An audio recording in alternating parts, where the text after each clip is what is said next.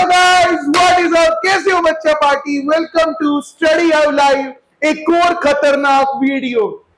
पिछले लेक्चर में हमने मनी पढ़ा था, आज उसकी कंटिन्यूएशन में हम बैंकिंग देखने वाले हैं। एक और चैप्टर, एक और अच्छा चैप्टर क्लास 12th का। तो बच्चों अपनी कुर्सी की पेटियां बांध लो और कॉपी निकाल लो। चलो शुरू करते हैं मनी एंड बैंकिंग का। बैंकिंग जट पैदा होया बस छोड़ने वास्ते।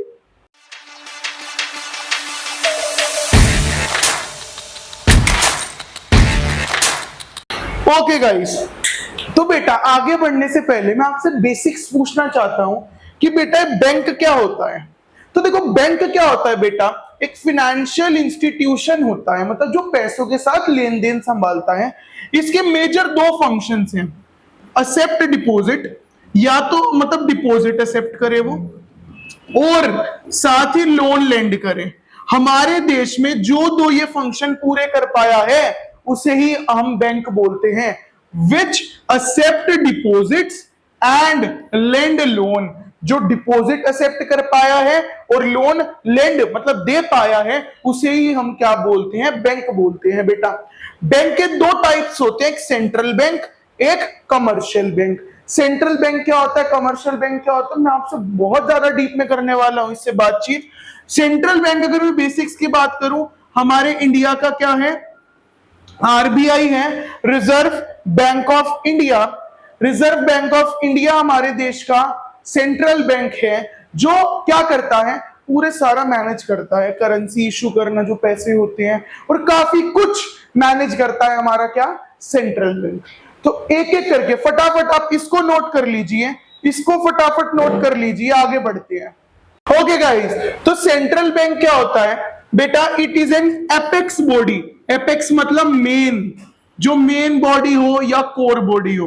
इट इज अ कोर, सबसे बड़ी महत्वपूर्ण इंपॉर्टेंट एक इंस्टीट्यूशन है दैट कंट्रोल्स, जो कंट्रोल करता है, रेगुलेट करता है, ऑपरेट करता है। तीन भारी भारी वर्ड्स दे दिए मैंने आपको, कंट्रोल, ऑपरेट, रेगुलेट, फैसिलिटेट। तो जो ये करता है किसको बेटा, एंटायर बैंकिंग सिस्टम को, जो पूरे के पूरे बैंकिंग सिस्टम को कंट्रोल करे, वो क्या है, सेंट्रल बैंक ऑफ इंडिया या फिर कोई भी सेंट्रल बैंक है बेटा। ओके अब इसके कुछ फंक्शंस होते हैं बेटा। सेंट्रल बैंक बहुत सारे फंक्शंस परफॉर्म करता है, एक एक करके शॉर्ट नोट आएगा आपके बोर्ड में, इस फंक्शन पे शॉर्ट नोट लिखो, बहुत इंपॉर्टेंट है। तो पहला फंक्शन है करेंसी अथॉरिटी या बैंक ऑफ इशू, कुछ भी बोल सकते हैं, करेंसी अथॉरिटी या बैंक ऑफ इशू, कि जो भी हमारे देश की करेंसी है बेटा वो कौन इशू करेगा, सेंट्रल बैंक। इसके अलावा कोई भी इशू नहीं कर सकता। ब्लैक मार्केटिंग करे तो अलग बात है, वो इलीगल है, बट लीगल करेंसी जो है हमारी वो सिर्फ सेंट्रल बैंक इशू कर सकता है, उसके अलावा कोई भी इशू नहीं कर सकता करेंसी हमारे देश की। मैंने आपको पिछले लेक्चर में बताया था फाइनेंस मिनिस्ट्री करती है कॉइन्स, बट वो भी आरबीआई की देखरेख में करती है कि कितना कॉइन्स बाहर जाएंगे कितने नहीं जाएंगे, आरबीआई ऑर्डर करता है उसे। ओके गाइस, तो करेंसी का सारा फंक्शन ये आरबीआई संभालती है, जिस फंक्शन का नाम है बैंक ऑफ इशू या करेंसी अथॉरिटी। आगे अगर बेटा मैं फंक्शन पे चलूं, banker to the government. Government के लिए ये तीन रोल प्ले करती है बेटा। कौन कौन से तीन रोल, एज अ बैंकर, ये बैंकर का काम करती है, ये एजेंट का काम करती है, ये एडवाइजर का काम करती है। Banker, agent, adviser. बेटा एज अ बैंकर एक बात बताओ, अगर एक बैंकर है गवर्नमेंट का तो क्या करेगा, गवर्नमेंट के सारे अकाउंट्स मैनेज करेगा। जितने भी गवर्नमेंट्स के अकाउंट्स होते हैं वो कौन मैनेज करेगा, आरबीआई। सपोज करो मैं देश हूं India, I am a country, एक पर्सोनिफाई करो मेरे को, मैंने किसी को लोन दे भी रखा है, मैंने देश ने किसी से लोन ले भी रखा है, तो देश का अकाउंट कौन मैनेज करेगा बेटा, सेंट्रल बैंक मैनेज करेगा, और कोई मैनेज, मोदी, नरेंद्र मोदी, अरविंद केजरीवाल, सारे पॉलिटिशियन हैं, ये देश का अकाउंट फाइनेंसेस मैनेज नहीं कर सकते, वो करता है RBI. Okay, as a agent, agent क्या करता है भाई, agent on the behalf of government, on behalf of government ये क्या करता है, सिक्योरिटीज के डील करता है। सपोज करो हमारे देश की भी सिक्योरिटीज हैं, गवर्नमेंट सिक्योरिटीज जो कंपनी की है। अब मोदी जी थोड़ी लेके निकलेंगे, लो भाई भेल की सिक्योरिटी ले लो, गेल की सिक्योरिटी ले लो, नहीं बेटा। वो कौन देखेगा? आरबीआई। गवर्नमेंट के बिहाफ पे RBI central bank buy and sell करता है सिक्योरिटीज को, ठीक है, गवर्नमेंट की सिक्योरिटीज को। एज ए एडवाइजर ये क्या करता है? एज ए एडवाइजर उनको एडवाइसेस देता है कि उन्हें क्या करना चाहिए। जैसे मैंने अभी बताया ना कि करेंसी कौन इश्यू करता है? RBI, but finance ministry coins करती है। बट एडवाइस किसकी मानी जाती है? आरबीआई की, कि कहां से पैसा उठाना है, कितना मार्केट में डालना है। एज अ एडवाइजरी भी काम करता है कि कौन सी पॉलिसी लॉन्च करनी चाहिए, कौन सी पॉलिसी लॉन्च नहीं करनी चाहिए, दिक्कत हो सकती है। तो सारा काम एडवाइजरी का भी आरबीआई देखता है। तो ये तीन फंक्शन एक ही फंक्शन के अंदर आएंगे, बैंकर टू द गवर्नमेंट, की बैंकर की तरह काम करता है गवर्नमेंट का। आगे बेटा आप देख पा रहे हो बैंकर्स बैंक, मतलब अब बैंक का भी बैंकर है वो, ठीक है, बैंक का भी बैंकर है। कैसे भाई? इसमें एक फीचर आपका आ सकता है, बैंक से भी वो सेफ डिपॉजिट करता है। सपोज करो बैंक को भी अपना पैसा डिपॉजिट कराना है तो वो सेंट्रल बैंक जा सकता है। दूसरा, उनको लोन लेंड करता है, लोन लेंड करता है। और तीसरा बेटा क्या हो सकता है? Clearing house, clearing house facility. ये क्लियरिंग हाउस क्या होता है? ध्यान से समझना, मैं आपको समझाता हूं। सपोज पीएनबी एक बैंक है, एक एसबीआई बैंक है। पीएनबी बैंक को एसबीआई के 10,000 रुपए देने हैं, एसबीआई बैंक को इसके 8,000 देने हैं। तो दोनों के अकाउंट आरबीआई के पास बने होंगे, दोनों हमारे क्या है? नॉर्मल कमर्शियल बैंक हैं। तो आरबीआई कहेगा बेटा सेटलमेंट करूंगा मैं तो दोनों हाउसेस को क्लियर करूंगा। आरबीआई करेगा 8,000 भाई तू मत दे, तू 10,000 में से अपने 8,000 माइनस कर ले। पीएनबी सीधा 2,000 रुपए दे देगा किसको? पीएनबी के अकाउंट से डिडक्ट हो जाएंगे 2,000 रुपए और एसबीआई के अकाउंट में ऐड हो जाएंगे 2,000 रुपए। इस तरह वो एक कंफ्लिक्ट बचाता है दो बैंक्स के बीच में, और इसी को वो क्या बोलता है? Clearing house function. इसी को वो बोलता है क्लियरिंग हाउस फंक्शन। बेटा समझ आया? क्लियरिंग हाउस फंक्शन वो किसको बोलता है? ये बीच की सेटलमेंट को क्लियरिंग हाउस फंक्शन बोला जाता है। तो बैंकर्स बैंक इसी तरह काम करता है, डिपॉजिट लेना, ठीक है, लोन लेंड करना। सुपरवाइजर ये बैंकों के बीच में कन्फ्लिक्ट्स बचाता है, रिड्यूस कन्फ्लिक्ट्स।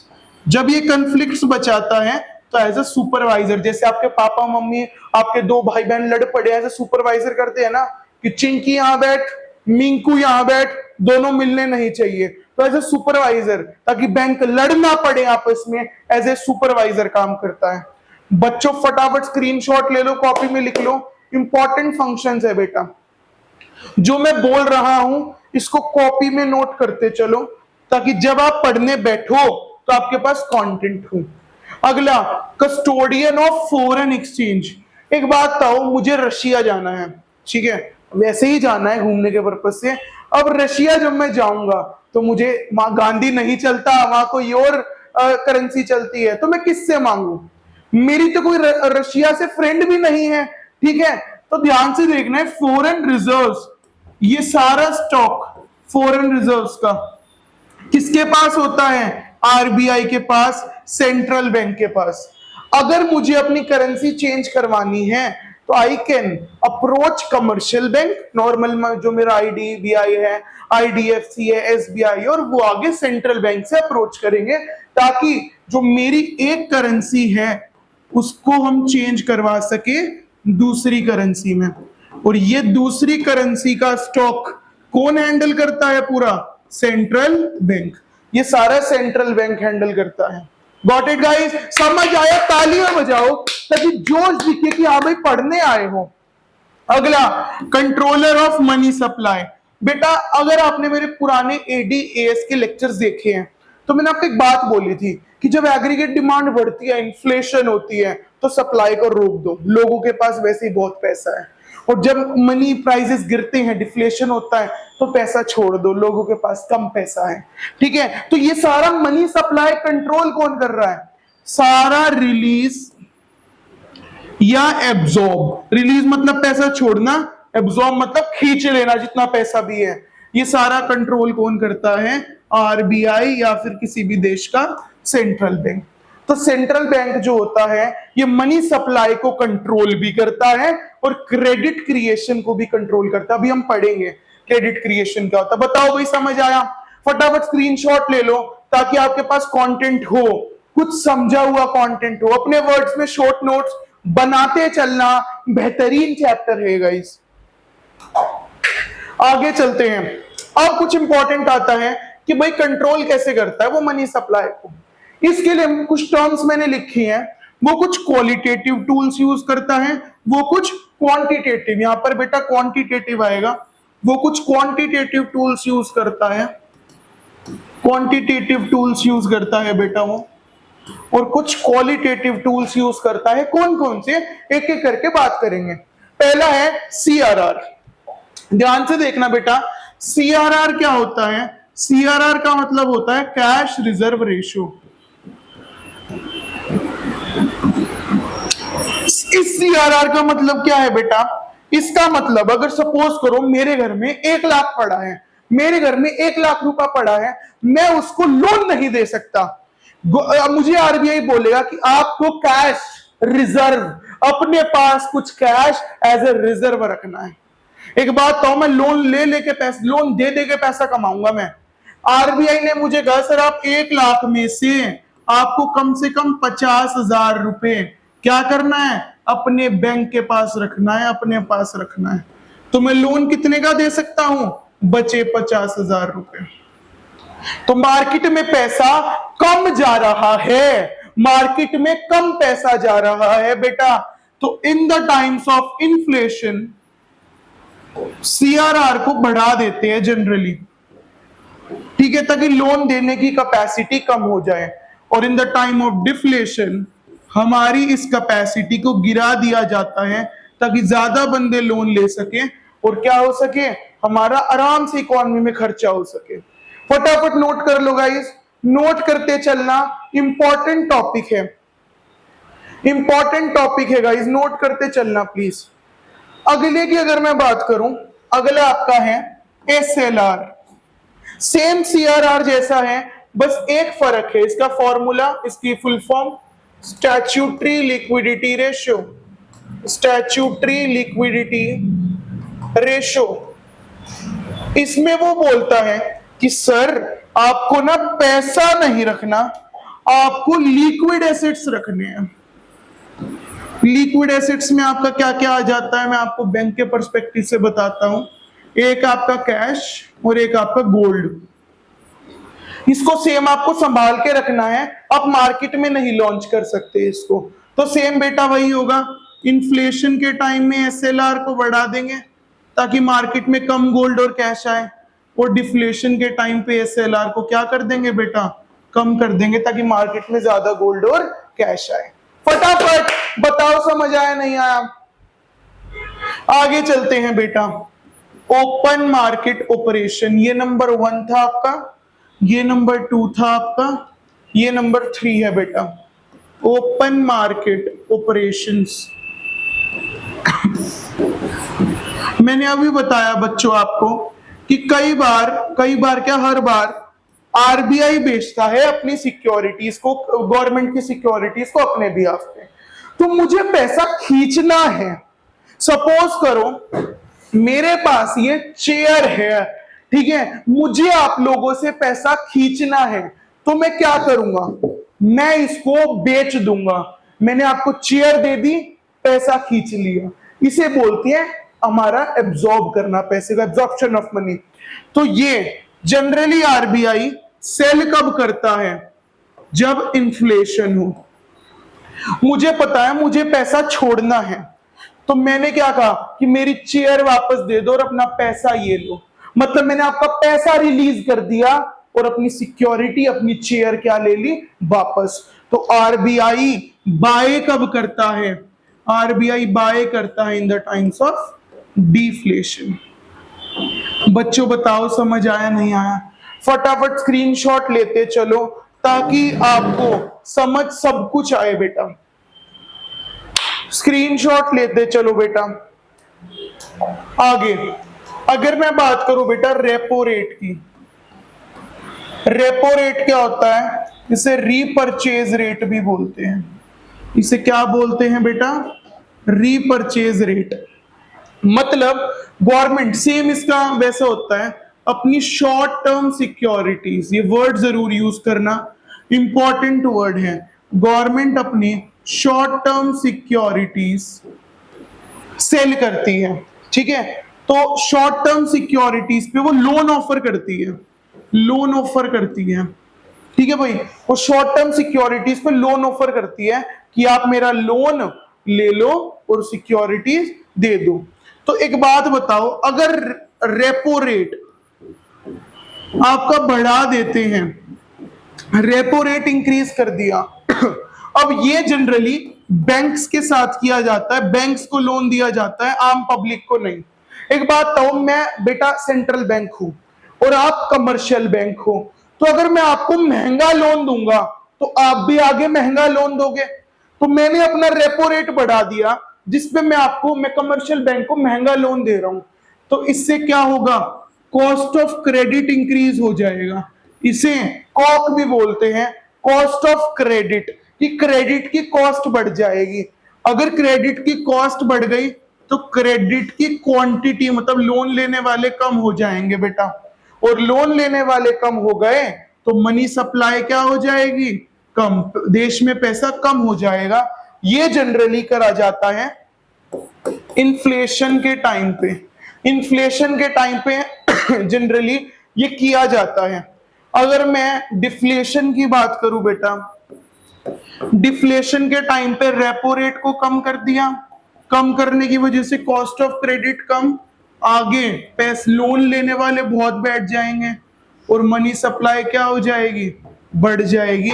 डिफ्लेशन के टाइम पे ये किया जाता है। इन्फ्लेशन में रेपो रेट को बढ़ा देते हैं, डिफ्लेशन में रेपो रेट को कम कर देते हैं। स्क्रीनशॉट ले लो बच्चों, स्क्रीनशॉट लेते चलना, इंपॉर्टेंट टॉपिक्स चल रहे हैं हमारे। ओके, आगे आरआरआर, ये वो नहीं है राजा राजमौली, ठीक है? ये है reverse repo rate, reverse repo rate. ये ऐसा रेट है जिससे central bank normal commercial bank से पैसा लेता है, अब ये इनसे डिपॉजिट ले रहा है। एक बात बताओ बेटा, अभी तो मैंने खर्चे की बात करी, मैं तुमसे ज्यादा पैसे ले रहा हूं, खर्चा ज्यादा करवा रहा हूं, तुम भी आगे कंज्यूमर से खर्चा ज्यादा करवाओगे। अब मैं बात कर रहा हूं, मैं तुम्हें कमाई ज्यादा दे रहा हूं, तुम मुझे 1 लाख दो, मैं तुम्हें 2 लाख दूंगा, मैं 2 लाख दे दूंगा, तो तुम भी आगे अच्छे से इंटरेस्ट प्रोवाइड करोगे। अगर मैं तुम्हें अच्छे से इंटरेस्ट दे रहा हूं, तुम भी आगे अच्छे से इंटरेस्ट दोगे। इसे बोलते हैं reverse repo rate. The interest rate, एक ऐसा इंटरेस्ट रेट जो सेंट्रल बैंक पे करता है, जो सेंट्रल बैंक पे करता है बेटा, किसको? कमर्शियल बैंक को। जो सेंट्रल बैंक पे करता है कमर्शियल बैंक को, उसे हम रिवर्स रेपो रेट बोलते हैं। तो अगर मैंने रिवर्स रेपो रेट बढ़ा दिया तो मुझे खुद बताना बच्चों, अगर एक बंदा कह रहा है बैंक को कि तुम मुझे 10 दो, मैं तुम्हें 12 दूंगा, मैं कह रहा हूं सेंट्रल बैंक तुम मुझे 10 दो, मैं 20 दूंगा, सेंट्रल बैंक अपना पैसा उस बंदे को देगा, मेरे को देगा? बताओ, मेरे को देगा, सेंट्रल बैंक को देगा? आप सोच पा रहे हो? मैंने सेंट्रल बैंक से सारा पैसा खींच लिया, उंगली टेढ़ी करके पैसा निकाल लिया सारा। तो बेसिकली जब आरआर बढ़ता है तो कमर्शियल बैंक अपने सारे फंड्स को कहां पार्क करता है? अपने सारे फंड्स को, पार्क द फंड्स, ये वो पार्क नहीं है, पार्क मींस रखना, park the funds with central bank. अगर कमर्शियल बैंक का पैसा सेंट्रल बैंक में फंस गया, पार्क हो गया, तो क्या होगा? देश से मनी सप्लाई कम हो जाएगी। इस केस में बेटा क्या होगा? मनी सप्लाई कम, और ये जनरली यूज किया जाता है इन्फ्लेशन में। ये जनरली कब यूज किया जाता है बेटा? इन्फ्लेशन में, ताकि देश से पैसा निकाला जा सके, थोड़ा सा कम किया जा सके। ओके, अब एक बात बताओ, अगर मैंने इंटरेस्ट कम कर दिया, आरआरआर घटा दिया, तो मेरी जगह देश देखो, बैंक तो लुटेरे होते हैं, लुच्चे होते हैं, उन्हें तो पैसा कमाना है, चाहे वो मेरे से कमाए सेंट्रल बैंक से या आम पब्लिक से कमाए, वे तो लुच्चे हैं, ठीक है। बट हम लुच्चे नहीं है बेटा। अगर इंटरेस्ट घटा दिया मैंने तो आरबीआई किसको फंड्स दे देगा अपने इंटरेस्ट के लिए? पब्लिक को। और जब उसने फंड्स पब्लिक को दिया तो क्या हो गया? देश की मनी सप्लाई इंक्रीज हो गई, और ये जनरली यूज किया जाता है डिफ्लेशन में। ये जनरली डिफ्लेशन में यूज किया जाता है। बताओ बच्चों, समझ आया? इसका स्क्रीनशॉट ले लो गाइस, बहुत इंपॉर्टेंट टॉपिक चल रहा है। ओके गाइस, आई होप आपने नोट कर लिया होगा। अब हम आगे बढ़ते हैं एक नए टॉपिक के साथ इसी में। तो ध्यान से देखना गाइस, मैं आपको पीछे का स्क्रीन खोल के दिखाता हूं। हमने क्वांटिटेटिव बेटा, हमने क्वांटिटेटिव सारे टूल्स पढ़ लिए। क्वांटिटेटिव मतलब जब हम लिमिट पे कंट्रोल करें, नंबर्स पे कंट्रोल करें। क्वालिटेटिव क्या होता है? जब नंबर्स पे कंट्रोल ना हो, एक मैन टू मैन, एक फेस टू फेस बात चल रही हो। तो बेटा इसके अंदर आपका क्वालिटेटिव टूल आता है मोरल सुएशन। मोरल सुएशन में मैं आपको ब्रह्मास्त्र वर्ड्स बता रहा हूं। Combination of pressure and persuasion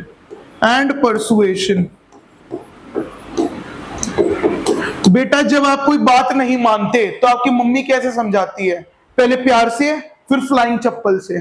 तो उसी तरह सेंट्रल बैंक भी प्रेशर देता है थोड़ा सा कमर्शियल बैंक को, मेरी बात मान ले बेटा, मेरी बात मान ले, और थोड़ा परसुएशन प्यार से, अरे मेरे लाडले पीएनबी, अरे मेरे प्यारे एसबीआई, मेरी बात सुन लो। तो मोरल सुएशन। मार्जिन रिक्वायरमेंट क्या होता है बेटा? इसमें कोलेट्रल की डिमांड की जाती है, कोलेट्रल की।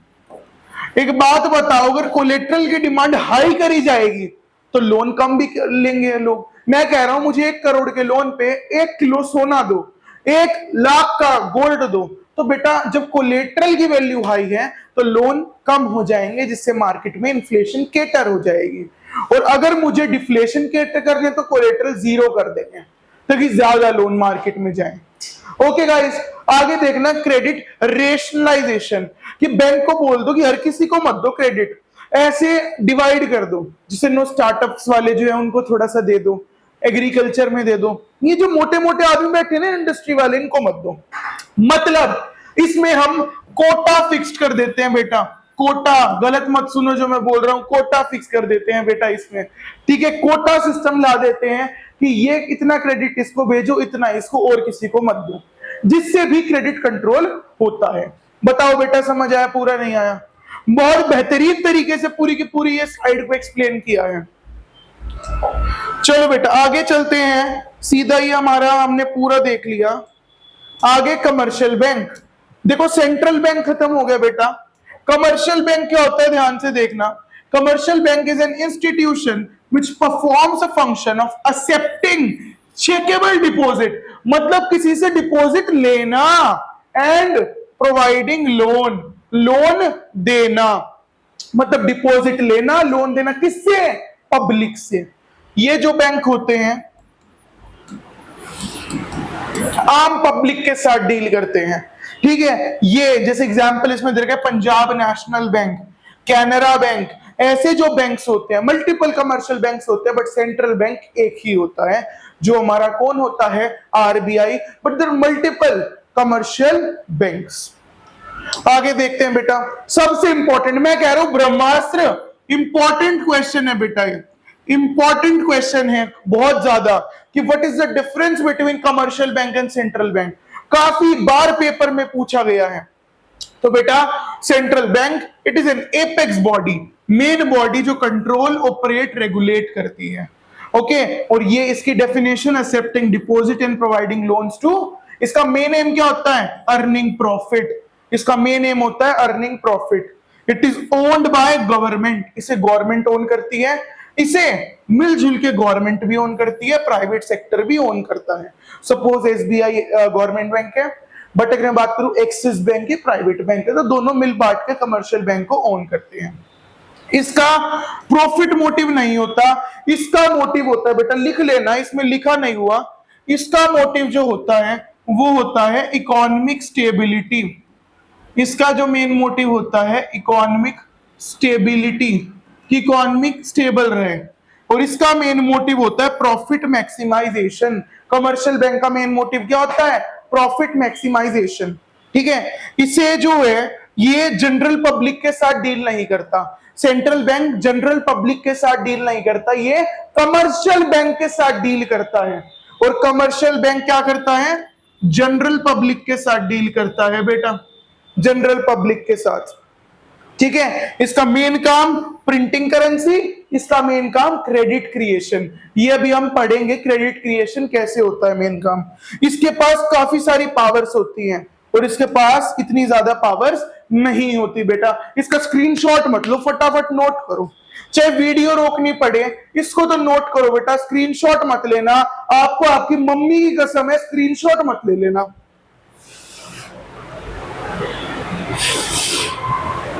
चलो भाई, अब सबसे important topic, explain the process of credit creation. काफी बार पेपर में पूछा गया है। तो credit creation is a process, जब हम किसी चीज को क्या क्रिएट करें? क्रेडिट क्रिएट करें कमर्शियल बैंक से। ठीक है, आपने सोचा होगा कि बैंक को बस एक बार पैसा मिला डिपॉजिट में, वो पैसा बनाता कहां से? सैलरी देनी, ये देना, वो देना, कुछ देना, क्या देना? तो इतना पैसा वो बनाता कैसे है? वो बनाता है थ्रू द प्रोसेस ऑफ, ठीक है बेटा। तो एक इनिशियल डिपॉजिट से at given LRR, legal reserve ratio, ठीक है, सीआरआर का ही दूसरा नाम है एलआरआर, उस पर हम क्रेडिट क्रिएशन करते हैं। तो एक प्रोसेस है, इनिशियल डिपॉजिट उठाया और उससे बहुत पैसा बनाया। This process is called credit creation. अब क्रेडिट क्रिएशन का पूरा प्रोसेस हम एक्सप्लेन करेंगे, ध्यान से देखना। अजम्पशंस बेटा, बोर्ड में कैसे अटेम्प्ट करना है क्वेश्चन को? सबसे पहले लिखना है अजम्पशन, कि हमने मान लिया इनिशियल डिपॉजिट है 1000 रुपए। एक बंदा, एक रिक्शा वाला भैया 1000 रुपए आगे डिपॉजिट करा रहा है बैंक में। ओके, हमने मान लिया एलआरआर जो है वो 20% है।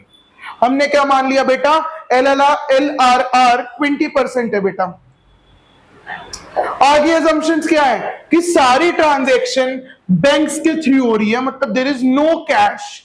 कैश इकोनॉमी नहीं है, बैंक इकोनॉमी है, कैश में काम नहीं होता। और हमने पूरे बैंकिंग सिस्टम को, सारे बैंक को, PNB, SBI, axis, IDBI, IDFC, Kotak, सबको एक ही बैंक की तरह ट्रीट करा है। इसका मतलब there is only single bank in the country. हम सेकंड असम्पशन क्या ले रहे हैं? There is a single bank in the country. अब देखना बेटा, 1000 रुपए की डिपॉजिट कराई रिक्शा वाले भैया ने।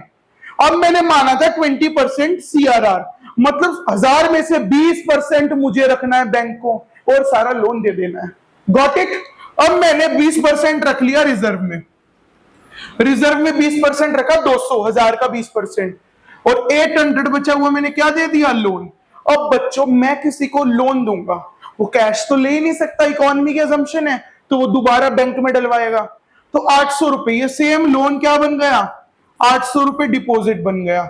उसमें से 20% वही सीआरआर 160, और बचा हुआ लोन, तो वो आगे लोन दे दिया। इसमें से 20% सीआरआर 128, आगे लोन। ये प्रोसेस कंटिन्यू होगा, इट विल कंटिन्यू। कब तक कंटिन्यू होगा? जब पूरा का पूरा फर्स्ट डिपॉजिट हमारा किसमें आ जाएगा? रिजर्व में। और डिपॉजिट कितने होंगे उसका फॉर्मूला मैं आपको बताता हूं। ये बेटा फॉर्मूला है कि वैल्यू ऑफ डिपॉजिट का फॉर्मूला क्या होता है, ध्यान से समझना। कितने डिपॉजिट बन जाएंगे? 1/LRR 20% इंटू इनिशियल डिपॉजिट क्या था बेटा? 1000 रुपए। टोटल पैसा कितना बनाएगा बैंक? तो 1/20% इंटू 1000, 20% को मैं क्या बोल सकता हूं? 20/100। तो इसके 1 के बाय में है, तो ये हो जाएगा 100/20 इंटू 1000। तो 0 से 0 गया, ये 50 पे गया। तो बेटा बैंक ने पैसा बना लिया 5000 रुपए। टोटल बैंक ने कितना पैसा बनाया? 1000 से बैंक ने 5000 रुपए बना लिए। ठीक है, तो ये 1000 रुपए थे, और आखिर में जब बैंक आएगा जब बैंक आखिर में आएगा तो यही 5,000 रुपए बन जाएंगे, जिसमें से 1,000 रिजर्व और बचा हुआ क्या बन गया, लोन। दोबारा समझो बच्चे, डिपॉजिट 1,000 से मैंने आपको एक फॉर्मूला बताया, बेशक वीडियो पोस्ट करके फोटो ले लो, तो खींच मेरी फोटो, ठीक है, ये बेशक इसको क्या करो, स्क्रीनशॉट ले लो, कैसे हमने 1,000 से 5,000 रुपए बना लिए बेटा। 1,000 रुपए यहां थे, नीचे 5,000 हो गए, और पूरा का पूरा फर्स्ट डिपॉजिट रिजर्व में आ गया, ठीक है, और बचा हुआ हम डाल देंगे लोन में। मतलब बैंक 5x कर गया अपने पैसे को। ऐसे बैंक पैसा बनाता है फटाफट। होमवर्क तो मैं अलग दूंगा, अभी एक काम करो, वीडियो रोको, एक कॉपी का पेज निकालो, 6 नंबर के हिसाब से मुझे पूरा क्रेडिट क्रिएशन लिखकर दिखाओ। Very very important question, very very important. Paper leak कर रहा हूं मैं तुम्हारा, पक्का आएगा पेपर में, पक्का आएगा गाइस। वेरी वेरी इंपॉर्टेंट, पूरा क्रेडिट क्रिएशन लिख के दिखाओ 6 नंबर के हिसाब से। ओके, तो ये मैंने आपको बता दिया। आपका होमवर्क क्वेश्चन, आप तो चले जाओगे किसी और साइट पे कोई और वीडियो देखने, बट मैं आऊंगा सीधा आपके मेल बॉक्स में। इस होमवर्क का आंसर फटाफट इस मेल आईडी पे दो। I am waiting for your answers. इस मेल आईडी पे फटाफट अपने आंसर्स की फोटो दो, एक छोटा सा न्यूमेरिकल कि कितना पैसा बनेगा, यही फॉर्मूला पे कि जनधन योजना ने 1,000 करोड़ लगाए, 25% LRR है, बताओ कितना पैसा। Easy question guys, easy. आप मुझे मेल करना। आज बैंकिंग लेक्चर इतना ही रखते हैं। अगर आपको ये लेक्चर पसंद आया तो मेरी बकेट लिस्ट सुनो। पहला, इसको लाइक करो, सब्सक्राइब करो, because it will give us motivation कि कैमरा के परे भी एक बच्चे की दुनिया बैठी है। ऑल्सो अगर कोई डाउट्स हो, मैं आपसे सीधा मिलने वाला हूं कमेंट सेक्शन में आपके डाउट्स लेने। और अगर आपको एक ऑफलाइन मस्ती के साथ हमारे साथ लाइव पढ़ना है तो आपको एक नंबर गिवन है, आप इस पर कॉल, टेक्स्ट, व्हाट्सएप कुछ भी करो, मेरी टीम आपसे कोऑर्डिनेट करेगी। और हमारे दिल्ली में ऑफलाइन सेंटर्स हैं, वो आपको अगर कोई सीट वेकेंट होगी तो जरूर प्रोवाइड करेगी, इस नंबर पे कांटेक्ट करके। अगर आप हमसे ऑफलाइन जुड़ना चाहते हो ऑनलाइन, तो हमारी ऐप को गूगल प्ले स्टोर या iOS स्टोर से डाउनलोड करो, वहां पर सक्सेस बैच 12th क्लास के लिए लाइव है। और कुछ नहीं करना, कुछ मत करो, बस सुनते रहो आपके सर एच के सर, और फटाफट सब्सक्राइब कर लेना, बहुत अमेजिंग कंटेंट्स आ रहा है। मिले अगली वीडियो में, till then bye bye, have a nice day, bye bye.